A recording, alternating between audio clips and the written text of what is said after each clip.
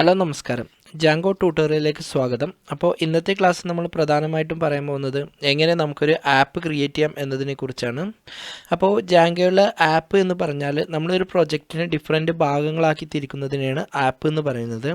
ഉദാഹരണം നമ്മളൊരു online shopping site create ചെയ്യുകയാണെങ്കിൽ അതിൽ ഡെലിവറി, അതേപോലെ തന്നെ പ്രൊഡക്റ്റ്, അതേപോലെ തന്നെ ചെക്കൗട്ട്, അതേപോലെ തന്നെ കാർട്ട് എന്നിങ്ങനെ ഡിഫറെൻറ്റ് ഭാഗങ്ങളായിട്ട് തിരിക്കുന്നത്, അല്ലെങ്കിൽ ഒരു പ്രൊജക്റ്റിനെ തന്നെ നമുക്ക് ഡിഫറെൻറ്റ് ഭാഗങ്ങളായിട്ട് തിരിക്കുന്നതിനെയാണ് ആപ്പ് എന്ന് പറയുന്നത്. ഒരു പ്രൊജക്റ്റിൽ പല ആപ്പുകളും ഉണ്ടാവും. എക്സാമ്പിൾ നമുക്ക് ഹോം പേജ് എന്നുള്ളൊരു ആപ്പ് ക്രിയേറ്റ് ചെയ്യാം. അതേപോലെ തന്നെ കോൺടാക്റ്റ് ഫോം, അതേപോലെ തന്നെ പല ഡീറ്റെയിൽസുകളൊക്കെ അടങ്ങിയ പല ആപ്പുകളൊക്കെ ക്രിയേറ്റ് ചെയ്യാം. അപ്പോൾ എക്സാമ്പിൾ ഇപ്പോൾ നമ്മൾ ചെയ്യുന്നത് തന്നെ ഒരു സ്കൂൾ എന്നൊരു പ്രൊജക്റ്റാണ്. അതിൽ സ്റ്റാഫ്, സ്റ്റുഡൻറ്റ്, മാർക്ക് എന്നിങ്ങനെ പല ടേബിളുകളൊക്കെ ക്രിയേറ്റ് ചെയ്യാം.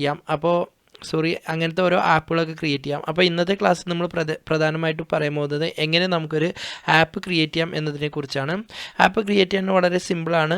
ആപ്പ് ക്രിയേറ്റ് ചെയ്യാനുള്ള കമൻറ്റ് എന്ന് പറയുന്നത് Python space manage.py space start app, എന്നിട്ട് ആപ്പിൻ്റെ പേരെന്താണെങ്കിൽ ചേർത്ത് കൊടുക്കുക. നമുക്കിവിടെ ഒരു സ്റ്റുഡൻറ്റ് എന്നുള്ളൊരു ആപ്പാണ് ക്രിയേറ്റ് ചെയ്യുന്നത്. അപ്പോൾ അതെങ്ങനെ ക്രിയേറ്റ് ചെയ്യണമെന്ന് നോക്കാം. അപ്പോൾ അതിന് വേണ്ടിയിട്ട് നമ്മളിവിടെ വന്ന് Python space manage.py space manage.py space